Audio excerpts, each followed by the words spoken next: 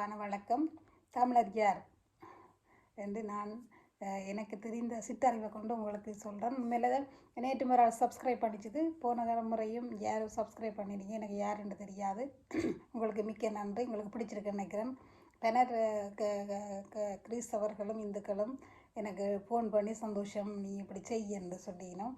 ஆனால் நீங்கள் அதில் எழுதினா தான், யூடியூப்பில் வந்து எழுதினா தான் அதுக்குரிய விழிப்புணர்வை கொண்டு வரலாம். என்ன நான் இதை நீங்கள் நேராக சொன்னால் அதுக்கு என்ன ஆதாரம்? அப்போ வேறு ஆக்களும் எழுதினா எனக்கு தெரிஞ்சது, நான் இதை உண்மை பொய் என்று நான் சொல்லலை, நான் எனக்கு தெரிஞ்சதை போடுறேன். அப்போ அதில் எழுதினா ஆக்களும் வந்து ஆய்வு செய்வினேன். ஏன்னா சிலதுக்கு இந்த பைபிளை படிக்காத ஆக்களுக்கு இதை பற்றி தெரியாது. இப்போ தமிழை படித்து 2000 ஆண்டு கதையைத்தான் அவை நின்று தெரியும். அப்போ அவையில் பிழை இல்லை. அப்போ அதை நாங்கள் வெளியில் சொன்னால் இது எடுத்து வேறு ஆட்கள் ஆய்வாளர்கள் ஆய்வு செய்வினோம். என்ன மற்றது மிக்க நன்றி நீங்கள் இதை செய்ததுக்கு. பொதுநிலையினார் எங்கட கடமை இன்றைக்கு பாருங்க, ஒரு தேவசாயம்தான் இவ்வளோ காலத்துக்கு புனிதராக வந்திருக்கிறார். அப்போ பொதுநிலையராகிய நாங்கள்லாம் ஆண்டவற்றை நற்செய்தியை இன்னும் அறிவிக்கணும். ஒரு ஜோசபாசும் ஒரு அன்னை தெரேசாவும் ஒரு ஒரு எல்லாரும் ஒரு தனியாக்களாக இருந்து தான் புனிதர்களாக வந்தவை. அப்போ நாங்கள் பொதுநிலை ஆண்டவர் இயேசுவின் இதை எடுத்து சொல்லணும். அது கிறிஸ்தவர்கள கடமை. ஆனால் நான் இதை தமிழையும் ஆய்வு செய்யணும். இது கிறிஸ்தவர்களுக்கு மட்டும் சொல்கிறேன், இந்துக்களுக்கு குவிக்காதீங்க. ஏனெண்டா நாங்கள் நற்செய்தி அறிவிக்கிறோங்கிற கடமை. அதனால தான் சொன்னேன், உலகெங்கும் சென்று நற்செய்தி அறிவியுங்கள்னு சொல்லி எங்களோட கடமை இது. அப்போ அதனால் சொன்னேன். இந்துக்கள் நீங்கள் தமிழர் யாருன்றதை எனக்கு அறிவிச்சேன் இல்லை என்று சொல்லிக்கொண்டு, அன்றைக்கு அன்றைக்கு 9வது, அதாவது வந்து இந்த சீனாய் தொடங்கி கானான் வரை அந்த கணக்கெடுப்பு நடந்தது. கணக்கெடுப்பு அப்போ அந்த கணக்கெடுப்பு எப்போ வந்தது? நாங்கள் 5 வருஷத்துக்கு ஒருக்கா கணக்கெடுப்பு எல்லாம் இஞ்சி வைக்கிறோம். இந்த கணக்கெடுப்பு அன்றைக்கு வந்தது, 1200 வந்துட்டுது. அப்போ இதுக்கான ஆதாரம் அங்கே இருக்குது. அப்போ எங்களுக்கு தமிழருக்கு ஒன்றும் இல்லை என்று சொன்னால் ஆதாரம் அங்கே இருக்குது. நீங்கள் பைபிளை வாய்ச்சா தெரியும். எண்ணிக்கையாகமும் 6ஆம் அதிகாரம் 3-5 பேர் வசனங்களில் சொல்லுவது, அடுத்ததாக கடவுளுக்கு தம்மை அர்ப்பணித்தவர் திராட்சை ரசம் மது விலக்க வேண்டும், சவரக்கத்தி அவர் தலையில் படக்கூடாது, தலைமுடியை நீளமாக விளர வேண்டும். பாருங்கோ, இன்றைக்கு அதிகமான இந்த சமய அந்த குருக்கள் அதிகமாக மது விலக்கி திராட்சை ரசம் மதுகள் எல்லாம் விலக்கி, அதாவது வந்து குருக்களும் அப்படித்தான். ஆனால் சில பேர் அதை குடிக்கிறது. ஆனால் அப்போ இதை மற்றது நீட்டு தலைமையரெல்லாம் வளர்க்குறது, அப்போ இதெல்லாம் அங்கே இருந்தது. அது அப்படி எண்ணிக்கை ஆகமத்தில் சொல்லி இருக்குது, சவரக்கத்தி படக்கூடாதுன்னு சொல்லி. நீளமாக வளர விடணும். அதிகமான இந்த இந்து சமய குருக்கள் நீளமான முடி தாடி அதுகளெல்லாம் வளர்க்குறவை, என்ன சவரம் படக்கூடாது.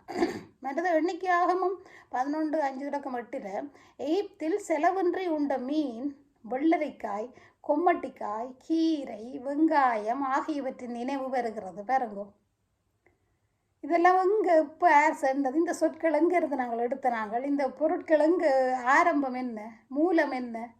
வடிவ சொல்லுது என்ன? வெள்ளரிக்காய், கொம்மட்டிக்காய், கீரை, வெங்காயம். அப்போ அங்கேயே அதை செலவுன்றி உண்ட மீன் என்று சொல்லி கிடக்கிறது. அப்போ நாங்கள் இவைகளெல்லாம் நாங்கள் இன்றைக்கு தமிழர் உண்டுறன்னு சொல்கிறோம். ஆனால் அங்கே அப்போ நாங்கள் அவர்கள் நாங்களோ சிந்திச்சு நீங்களே எழுதுங்க.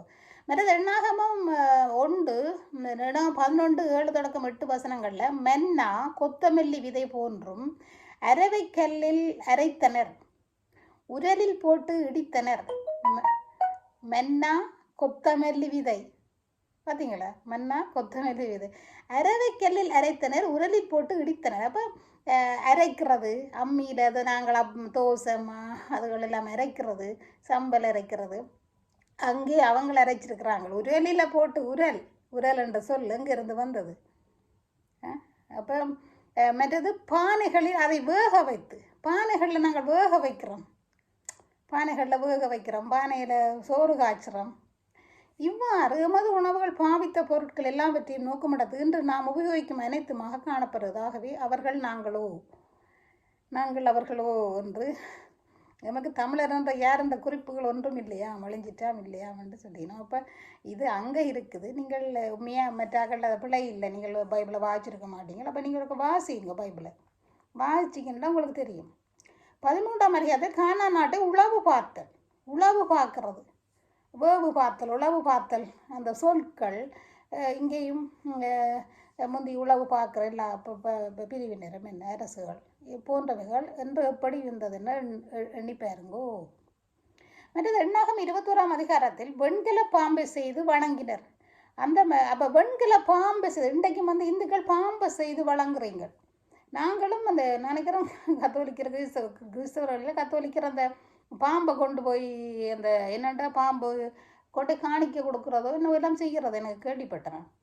அப்போ அந்த பாம்பு அது ஆனால் அங்கே வந்து அந்த பாவம் செய்தபடியாக மோசே சொல்கிறார் பாம்பை உயர்த்தி வை. அப்போ இயேசுவுக்கு அது முன்னோடியாக இருக்குன்னு சொல்லி அங்கே சொல்லப்படுது.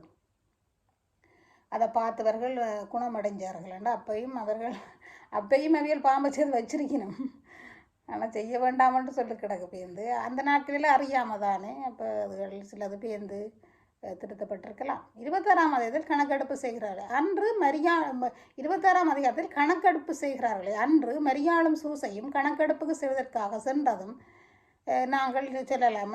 அந்த அப்போ மரியாளும் சூசையும் இந்த கணக்கெடுப்புக்கு தான் நாங்கள் போயினோம். அப்போ அது நேராக இது நடந்த சம்பவங்கள், கதை இல்லை என்ன, அந்த கணக்கெடுப்போடு அது வரும். மற்றது எண்ணாம் 28ஆம் அதிகாரத்தில் படையல்களின் ஒழுங்குமுறை, ஓய்வு நாள், புலிப்பெற்ற அப்பத்திருநாள், புத்தாண்டு, பாவம் போக்கும் கூடார திருவிழா, மாத பிறப்பின் படையல் என பல அது வந்து படைக்கிறது. அதிகமாக இந்து சமயாக்கள் என்னென்றால் இப்போ அந்த உணவை படைக்கிறதுக்கும் சித்தாக்களுக்கு இன்றைக்கு அவையில் உணவை செய்து அவளை அந்த படத்துக்கு மேலே வச்சு அந்த சோறத்தான் எடுத்து சாப்பிட்றது. இப்போ இவங்கடையாக்களும் செய்கிறது. ஆனால் அப்போ அங்கே அது இந்த படைக்கிறது இதுகளெல்லாம் அங்கே இருக்குது, அங்கே இருந்து தான் இது வந்திருக்கலாம். மற்ற 31ஆம் அதிகாரத்தில் மிதியானுக்கு எதிரான புனித போர், அந்த இஸ்லாமிய மக்களும் சில நேரம் அதை நான் கேள்விப்பட்டேன், இந்த போர் செய்கிறது நல்ல இது வந்து புனித போர் உண்டு. அது மாதிரி நாடுகளுக்கு தங்களோட விடுதலைக்காக அதுக்கும் புனித போர்ன்னு தானே சொல்கிறோம் நாங்கள். இது வந்து போர், இந்த போர் வந்து புனித போர். இது வந்து என்னென்றால் அங்கேயும் வந்து அப்போ அப்படி பார்க்க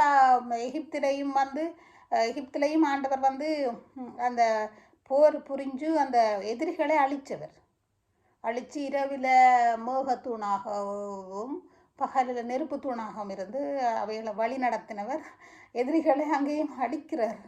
அப்போ அது சரியோ புளியோ எனக்கு தெரியாது. அந்த நேரத்தில் ஆண்டவர்கிட்ட கரம் இருந்தது. என்ன யோர்தான் பிரிஞ்சது, அது அதில் தரையில் போகைக்கு அது நடக்கிறதாம். அது எனக்கு தெரியாது இவ்வளவு. அது அந்த அந்த அந்த காலங்களில் சிலது வந்து நடக்கிறது தானே, அந்த அந்த அந்த காலங்களில் நடக்கிறது. அது அந்த எங்களுக்கு அது சார்பாக வரும் என்று நான் நினைக்கிறேன். அப்போ இவ்வாறு என்னென்னா இந்த இஸ்ராயல் மக்களும் தமிழரும் இவ்வாறு இந்த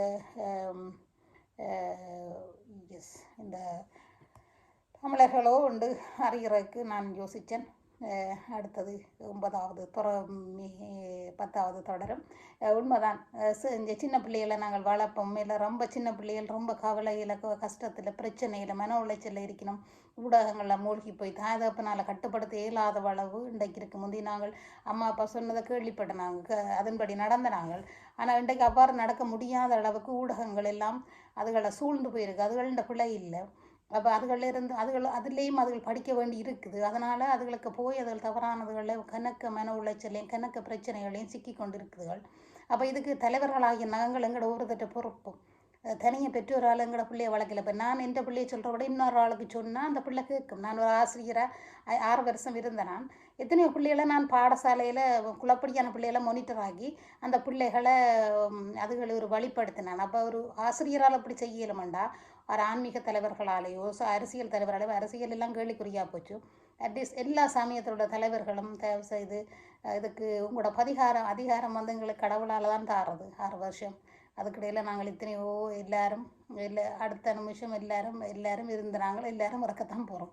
இருக்கே அந்த பிள்ளைகளை நல்ல வழியில் நடத்து இந்த பிள்ளைகள் வந்து தேதப்பனை மதிக்கிற இல்லை. இப்போ அது எல்லாம் அவையோட சூழல். அப்போ இதுக்கு நாங்களும் நானும் நீங்களும் என்ன செய்ய போகிறோம், என்ன செய்கிறோம். நான் உண்மையில இங்கே லண்டனில் ஒரு பொறுப்பாளராக இருக்கிறேன் ஒரு ஆலயத்தில். உண்மையாக நான் எத்தனையோ பிள்ளைகளை வளர்த்தேன்.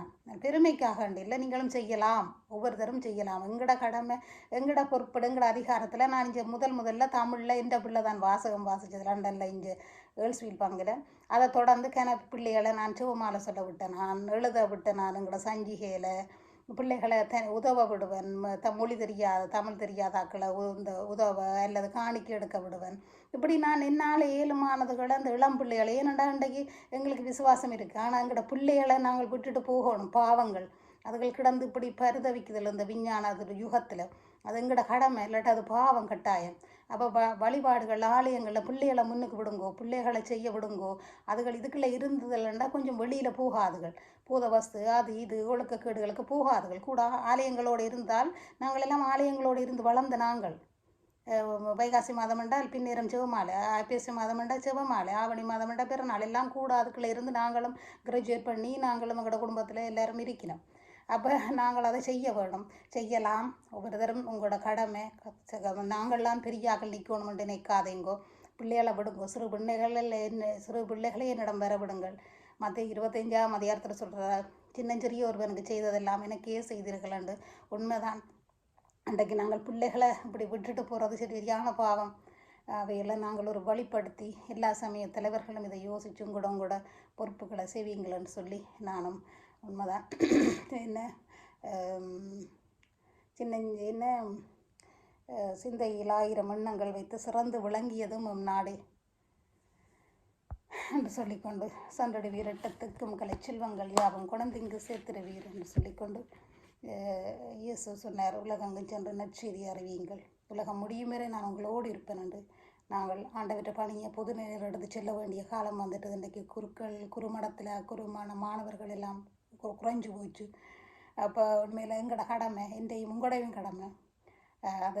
அது ஒரு பக்கம் இருக்க, நான் தமிழையும் மாறுண்டு அதையும் செய்து கொண்டு, இந்துக்கள் நீங்களும் உங்களோட கடமைகளை செய்வீங்களன்னு சொல்லிக்கொண்டு விடைபெறுகிறேன். நன்றி, மகிழ்ச்சி, வாழ்த்துக்கள். எல்லோரும் நலமாகவும் சேமமாகவும் இருக்க இறைவன் ஆசி வழங்கட்டும். நன்றி.